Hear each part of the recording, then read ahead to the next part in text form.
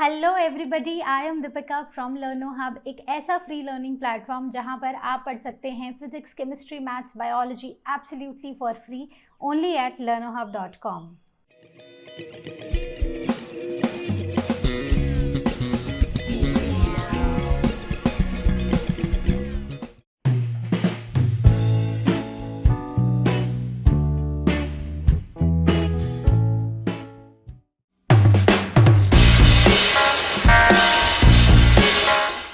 चलिए देखते हैं अपना question number 1। So question number 1 says that define glomerular filtration rate. तो ग्लोमेरुलर फिल्ट्रेशन रेट को हम इन शॉर्ट लिखते हैं GFR। So glomerular filtration rate, ठीक है। तो जैसा कि इसका नाम है, हमें नाम से ही पता चल रहा है कि हम कहीं ना कहीं ग्लोमेरुलस के फिल्ट्रेशन की बात कर रहे हैं। तो ग्लोमेरुलस क्या होता है, आपने ये कप शेप्ड स्ट्रक्चर ऑलरेडी हमने पढ़ा है, ठीक है। तो इस कप शेप स्ट्रक्चर को हम बोलते हैं बोमैन्स कैप्सूल, ठीक है। कहाँ पर पढ़ा है हमने, ये हमने किडनी के स्ट्रक्चर में पढ़ा है। किडनी में क्या पढ़ा है, नेफ्रॉन। तो ये नेफ्रॉन का पार्ट है, right. So this is the Bowman's capsule. और यहाँ पर ना बहुत सारी ब्लड वेसल्स हमें देखने को मिलती हैं जिनको हम बोलते हैं ग्लोमेरुलस, ठीक है। So this is glomerulus. तो अब अगर हम बात करें ग्लोमेरुलर फिल्ट्रेशन रेट की, तो सिंपली ये क्या होगा, इन सिंपल वर्ड्स, कितना अमाउंट या कितना अमाउंट ऑफ फिल्ट्रेट बना है इस ग्लोमेरुलस की फिल्ट्रेशन से, ठीक है। इस ग्लोमेरुलस ने कितना amount of blood filter out किया है जिससे फिल्ट्रेट बना है, कितना अमाउंट है उस फिल्ट्रेट का, क्या वॉल्यूम है उस फिल्ट्रेट का। सो that is the glomerular filtration rate, ठीक है। तो अब अगर हम एक हेल्दी इंडिविजुअल की बात करते हैं, तो एक हेल्दी इंडिविजुअल में 1 मिनट में 125 ml अप्रॉक्सीमेटली इतना फिल्ट्रेट बनता है। वहीं पर अगर हम इसको एक दिन में कन्वर्ट करना चाहें, so it is around 180 litres in a day. तो एक दिन में इतना फिल्ट्रेट बनता है, ठीक है। अब अगर हम ग्लोमेरुलर फिल्ट्रेट की बात करें कि इसमें होता क्या है, ठीक है, तो थोड़ा सा बहुत डिटेल थोड़ा सा डिस्कस कर लेते हैं। तो ग्लोमेरुलर फिल्ट्रेट, जो ब्लड से चीज़ें फिल्टर आउट हो रही हैं, जो फिल्ट्रेट में हैं, वो क्या है, मेजरली क्या होगा, वाटर होगा। और इसके सिवा amino acids, glucose, potassium, sodium, urea, uric acid और कीटोन बॉडीज हमें देखने को मिलेंगी, ठीक है। तो I hope this question is clear. Now the question number 2. Question number 2 says that explain the auto-regulatory mechanism of GFR. GFR अभी हमने बात की है, इसके बारे में क्या है, ये ग्लोमेरुलर फिल्ट्रेशन रेट, ठीक है। तो अब ये जो पूरा प्रोसेस है ना ग्लोमेरुलस के फिल्ट्रेशन का, इसकी रेट का, तो ये जो प्रोसेस है ये ऑटो रेगुलेटरी है, मतलब ये बाहर से कहीं से रेगुलेट नहीं होता, ये विद इन द नेफ्रॉन ही ये रेगुलेट होता है। तो ये जो प्रोसेस है, ठीक है, ये जो मैकेनिज्म है ये रेगुलेट होता है through the cells called juxta glomerular apparatus, ठीक है। ये कुछ स्पेशलाइज्ड सेल्स हैं जो कि कुछ सेलुलर मॉडिफिकेशंस होती हैं due to close association of our DCT, ठीक है। DCT पता है ना, distal convoluted tubule and the afferent arteriole. तो इनमें सेलुलर मॉडिफिकेशंस की वजह से हमारा ये स्पेशलाइज्ड सेल्स बनते हैं। अब ये स्पेशलाइज्ड सेल्स जैसे ही ये डिटेक्ट करते हैं कि GFR जो है वो डिक्लाइन हो गया है, क्या हो गया है, डिक्लाइन हो गया है, तो ये क्या सिक्रीट करना शुरू कर देते हैं, रेनिन, ठीक है। अब जैसे ही ये रेनिन रिलीज होना शुरू होता है, वैसे ही यहाँ पर जो ब्लड फ्लो है, ठीक है, किसका blood flow, glomerular blood flow, ठीक है, मैं G ही लिख रही हूँ, ठीक है। तो this causes the GRF to revert to the normal. तो जैसे अब यहाँ पर जो ग्लोमेरुलर ब्लड फ्लो है वो रेगुलेट होगा, और यहाँ पर जो डिक्लाइन हुआ था GRF वो नॉर्मल कंडीशन में आना शुरू हो जाएगा। तो रेनिन क्या कर रहा है, रेनिन इस GFR को रिवर्ट कर दे रहा है by activating a mechanism which is called as renin angiotensin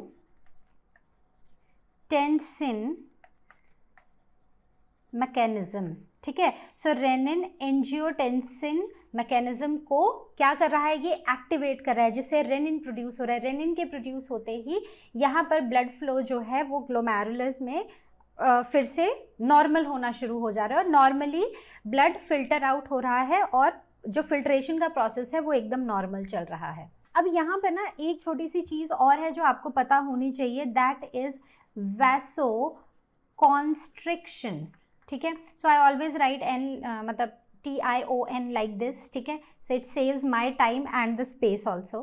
तो यहाँ पर क्या हो रहा है कि यहाँ पर जो ब्लड वेसल्स हैं ना, उनकी वैसो कॉन्स्ट्रिक्शन हो रही है, मतलब कि वो और नैरो हो रही हैं। तो हमें पता है कि जो हमारा ये क्या है, this is the Bowman's capsule, ठीक है। और यहाँ पर बहुत सारी ब्लड वेसल्स हैं जो बाहर से जब ये एफरेंट आर्ट्रियोल आता है तो ये क्या होता है, ये काफ़ी वाइड होता है, ठीक है। अब उसके बाद यहाँ पर ये नैरो हो जाता है, ठीक है। अब इसके नैरो होने की वजह से ये जो फिल्ट्रेशन है ना, ये अच्छे से हो पाती है। तो ब्लड जो है वो प्रेशर से मूव करता है और चीज़ें फिल्टर आउट होना शुरू हो जाती है। तो यहाँ पर ब्लड वेसल्स का वैसो कॉन्स्ट्रिक्शन होता है, जिसकी वजह से GRF जो है वो नॉर्मल होने लग जाता है। सो this is how this mechanism of GRF is autoregulatory. Autoregulatory किसकी वजह से है, juxtaglomerular apparatus की वजह से। So I hope this question is clear. Now the question number 3. So question number 3 is indicate whether the following statements are true or false. तो true or false बताने हैं. So this is the test. ठीक है। तो सबसे पहले है micturition is carried out by a reflex. तो micturition that is the release of urine, right? The urge to pass out the urine, so it is caused by a reflex. So that is true, ठीक है। तो ये reflex की वजह से ही होता है। Then ADH helps in water elimination, making the urine hypotonic. तो ये जो स्टेटमेंट है ना, ये आधी सही है और आधी गलत है, ठीक है। कैसे है, ADH जो है वो वाटर को एलिमिनेट नहीं करता है। जब भी हमारी बॉडी से एक्सेस फ्लूइड्स जो हैं वो रिमूव होते हैं तो उस टाइम पे हमारे पिट्यूटरी से ADH रिलीज होता है, और ये जो ADH है ये पानी का जो लॉस है हमारी बॉडी से in the form of urine also, उसको प्रिवेंट करता है, जिसकी वजह से यूरिन हाइपोटोनिक होता है, ठीक है। So this statement is false, ठीक है। यहाँ पर एलिमिनेशन नहीं, रीएब्जॉर्प्शन होता तो ये सही होता। Then protein free fluid is filtered from the blood plasma into the Bowman's capsule, so that is true.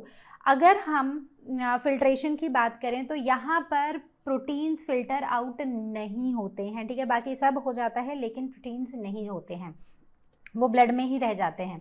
Now the Henle's loop plays an important role in concentrating the urine, so that is true. Henle loop का एक बहुत ही important role है urine को concentrate करने का। तो हमने वो पूरा प्रोसेस पढ़ा है ना, how filtration happens by nephron. तो उसमें हमने यही पढ़ा था कि जो हमारी लूप है, हेनल्स लूप है, वो यूरिन को कॉन्सेंट्रेट करती है, ठीक है। तो हमने बड़ी सारी चीज़ें पढ़ी हैं जो हम आगे रिवाइज कर लेंगे। Now glucose is actively reabsorbed in PCT, that is proximal convoluted tubule.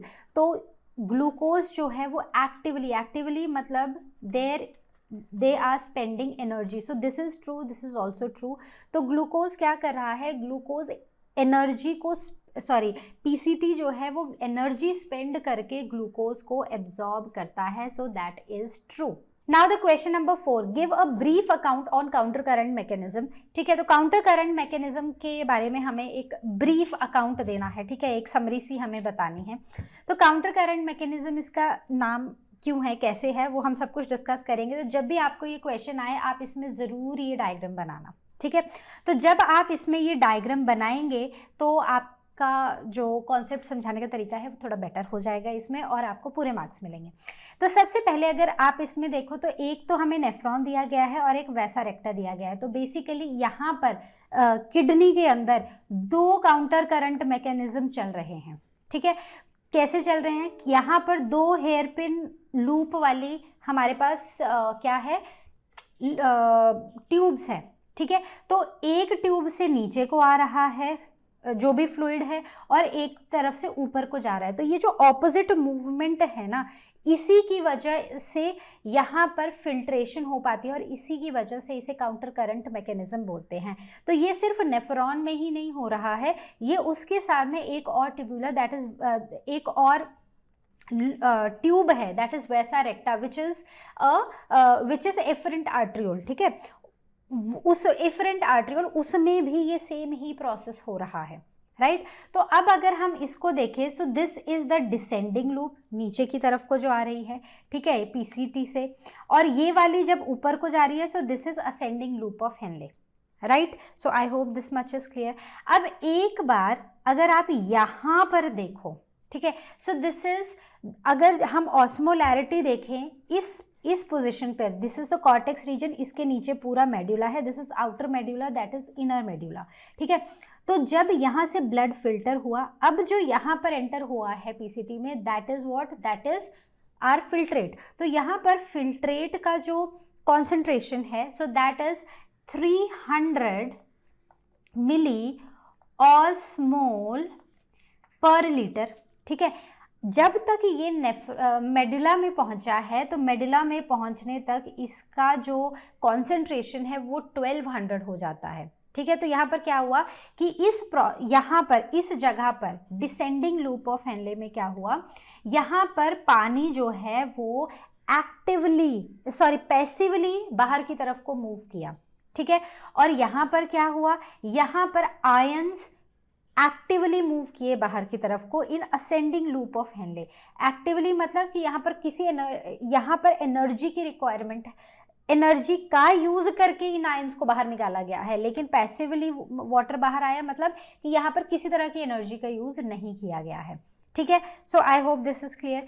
अब ये जो पूरा एक काउंटर करंट मैकेनिज्म है, ये एक बहुत ही अच्छा तरीका है हमारी किडनीज का वाटर को कंजर्व करने का, ठीक है। कि हमारी बॉडी को ऑफ कोर्स वाटर चाहिए, तो एक्सेस वाटर हमारी बॉडी से लूज नहीं होता है। जब यहाँ से हमारा फिल्ट्रेट मूव करता है, तो जो पानी होता है, कुछ पानी वहाँ पर रीएब्जॉर्ब हो जाता है, और सेम ही हमें यहाँ पर वैसा रेक्टा में देखने को मिलता है। अब ये ट्यूब्स इतने पास होती हैं कि यहाँ पर अगर आप देखो तो ये जो है वासा रेक्टा, ये नेफ्रॉन के पास में ही ऑलमोस्ट पैरेलल ही मूव करती है इनसाइड द मेड्यूला रीजन, ठीक है। So I hope this question is clear. Coming on to our question number 5। So question number 5 says describe the role of liver, lungs and skin in excretion. तो excretion में liver का, lungs का और skin का क्या role है? तो बहुत इंपॉर्टेंट रोल है, मतलब सिर्फ किडनी का काम ही नहीं है चीज़ों, वेस्ट को एक्सक्रीट आउट करना,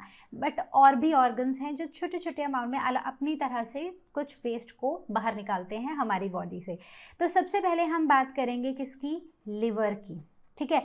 तो लिवर क्या करता है? लिवर से एक बहुत ही इंपॉर्टेंट चीज़ जो है वो एक्सक्रीट आउट होती है, और वो क्या है? सो दैट इज बिलीरुबिन, ठीक है, देन बिलीवर्डिन, राइट। फिर जो भी कोलेस्ट्रॉल डिग्रेडेड हॉर्मोन्स होते हैं, ठीक है, कोलेस्ट्रॉल डिग्रेडेड हॉर्मोन्स, विटामिन्स और ड्रग्स, तो ये सारी की सारी चीज़ें कौन एक्सक्रीट आउट करता है? So that is liver. Then next comes is lungs. तो अगर हम लंग्स की बात करें तो सबको पता है लंग्स क्या एक्सक्रीट आउट करती हैं। एक तो carbon dioxide, and that is 200 millilitre per minute, and it also excretes out water, ठीक है। Then next is the skin. तो अगर हम स्किन की बात करें ना, तो स्किन में दो तरह से एक्सक्रीशन होता है, ठीक है। एक होता है in the form of sweat, और एक होता है in the form of sebum, that is oily secretions, right. So SEBUM, ठीक है। तो स्वेट में जब हम स्वेट करते हैं तो क्या होता है? पानी तो हमें देखने को मिलता ही है, उसमें सॉल्ट्स भी होते हैं, उसमें लैक्टिक एसिड भी होता है, और उसमें कुछ अमाउंट ऑफ यूरिया भी होता है। वहीं पर अगर मैं सीबम की बात करूँ तो सीबम में होते हैं स्टेरॉल्स और वैक्सेस, ठीक है। तो स्टेरॉल्स, ठीक है, STEROLS, ठीक है। So this is the secretions by liver, lungs and skin. Now the question number 6. Question number 6 is explain micturition. तो micturition होता क्या है?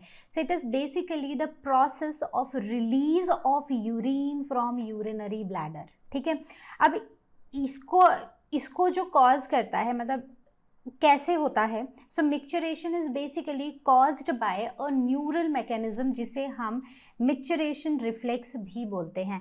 तो होता क्या है कि जैसे ही यूरिनरी ब्लैडर फुल हो जाता है, वैसे ही ऑस्मो रिसेप्टर्स होते हैं. ठीक है, ऑस्मो रिसेप्टर्स जो होते हैं, ठीक है, ब्लैडर में, वो डिटेक्ट कर लेते हैं क्या कि ब्लैडर फुल हो गया है, स्ट्रेच होने लगता है ब्लैडर, और ये ऑस्मो रिसेप्टर्स उस चीज़ को डिटेक्ट कर लेते हैं और ये एक सेंसरी सिग्नल भेजते हैं. क्या भेजते हैं? एक सेंसरी सिग्नल भेजते हैं हमारे सेंट्रल नर्वस सिस्टम को, और फिर वहाँ से एक मोटर सिग्नल आता है. ठीक है, और ये जो मोटर सिग्नल है, ये क्या बोलता है कि जो फर्स्ट इन वॉलंटरी स्पिंक्टर है उसको ओपन कर दो. ठीक है, and finally when a person can actually hold that urge, ठीक है, because of the presence of the voluntary muscles in the bladder, ठीक है, in the urethra, right. So this is how the micturition happens. Okay, so I hope this is clear. Coming on to our next question, that is question number 7. So question number 7 says that match the items of column 1 with those of column 2. तो column 1 में कुछ चीज़ें दी गई हैं, ये column 2 में है, तो इन्हें मैच करते हैं. सबसे पहले है अमोनोटेलिज्म. तो बेसिकली अमोनिया का सिक्रीशन एज अ वेस्ट, जैसे यूरिया है, यूरिक एसिड है और अमोनिया है. ठीक है, तो अमोनिया जो इंडिविजुअल्स बाहर निकालते हैं, so that those are as a waste, so those are bony fishes. ठीक है, नेक्स्ट इज बोमैन्स कैप्सूल. तो बोमैन्स कैप्सूल क्या है? बर्ड्स में है, वाटर एब्जॉर्प्शन में हेल्प करता है, यूरिनरी ब्लैडर में है या रीनल ट्यूब्यूल है. तो अगर हम बोमैन कैप्सूल की बात करें तो यहाँ पर क्या होता है? There is a renal tubule also. So they both are connected, they both are present in the nephron, they are both are the part of the nephron. ठीक है, then next comes is micturition. तो micturition कहाँ पर होती है? So that process of releasing of urine from the urinary bladder, right. Now the next comes is uricotelism. So basically all those organisms or animals which gives out uric acid as a waste product. So who are they? So they are the birds, right. Then ADH. तो ADH helps in the water reabsorption. ये हमने कहाँ पर पढ़ा था? Auto regulatory mechanism में. ठीक है, GFR के ऑटो रेगुलेटरी मैकेनिज्म में. Now next comes the question number 8. So question number 8 is very simple question. What is meant by the term osmoregulation? तो कहीं ना कहीं osmotic concentration की regulation की बात हो रही है. ठीक है, so it is basically a process which regulates the osmotic concentration of our body fluids. ठीक है, हमारे बॉडी में जो फ्लूइड्स हैं, सेल्स हैं, उनके ऑस्मोटिक कॉन्सेंट्रेशन को मेंटेन करने को बोलते हैं ऑस्मो रेगुलेशन. कैसे कंट्रोल की जाती है?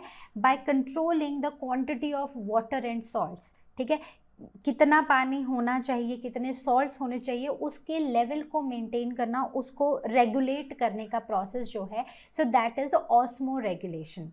चलिए देखते हैं नेक्स्ट क्वेश्चन.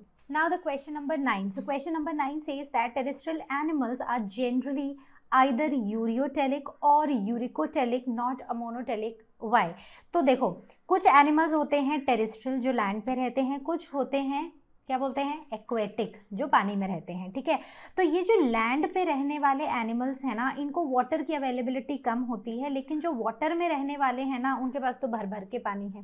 ठीक है, और जहाँ तक हम वेस्ट की बात करें ना, तो वेस्ट जो है वो 3 फॉर्म में बाहर आता है बॉडी से. एक आता है यूरिया की फॉर्म में, और वो एनिमल्स जो यूरिया की फॉर्म में नाइट्रोजनस वेस्ट निकालते हैं, they are ureotelic.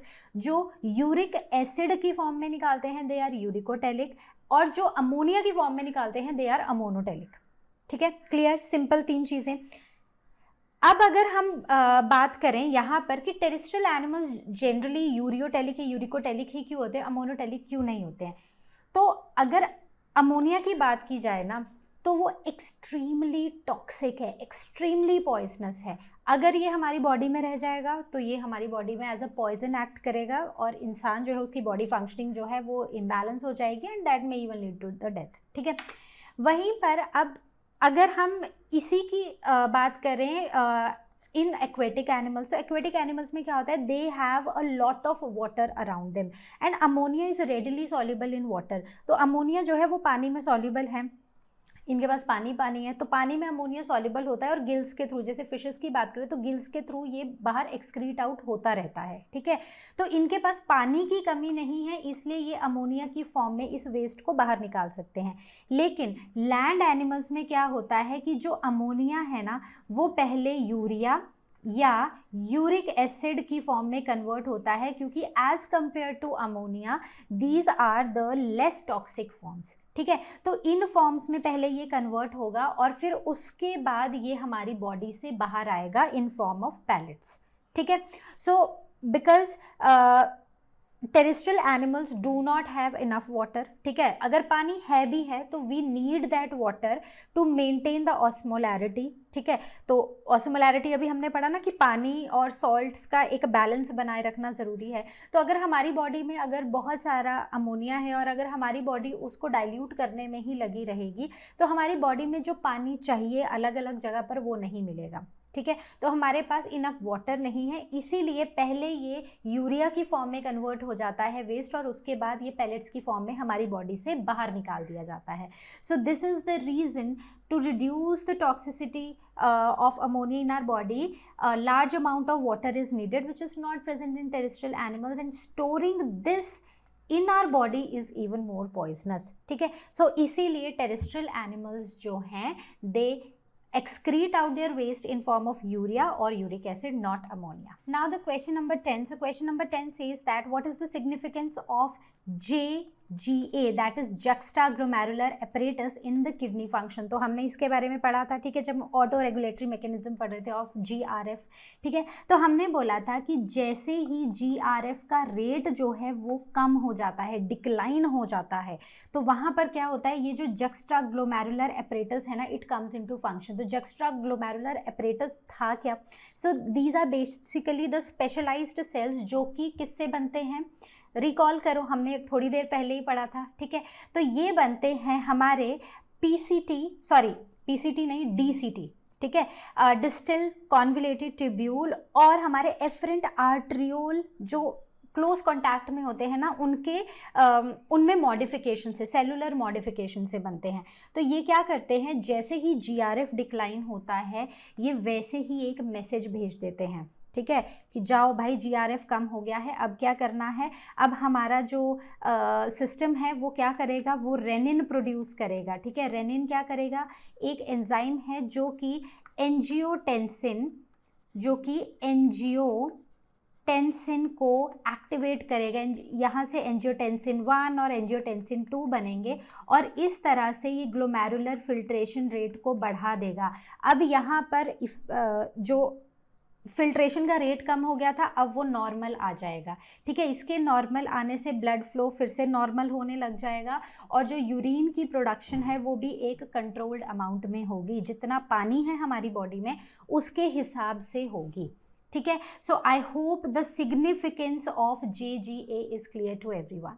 Now the question number 11, name the following. सबसे पहले है a chordate animal having flame cells as excretory structures. तो फ्लेम सेल्स को हम प्रोटोनेफ्रीडिया भी बोलते हैं और ये एक्सक्रीटरी स्ट्रक्चर्स पाए जाते हैं कुछ एनिमल्स में और उन एनिमल्स को हम बोलते हैं सिफेलोकॉर्डेट्स और उनको हम एम्फिऑक्सिस भी बोलते हैं। ठीक है, दूसरा है cortical portion projecting between medullary pyramids in human kidney. तो हमने ना ह्यूमन की किडनीज पढ़ी हुई हैं। ठीक है, हम जो स्ट्रक्चर पढ़ते हैं तो यहाँ से अब वो आगे का काम शुरू हो गया जो यूरेटर एंड ऑल। ठीक है, तो यहाँ पर ना आप ऐसे ऐसे पिरामिड्स देखते हो ना, खूब सारे यहाँ पर हमें वो पिरामिड देखने को मिलते हैं जिन्हें हम मेडुलरी पिरामिड्स बोलते हैं और ये वाला होता है कॉर्टेक्स पोर्शन।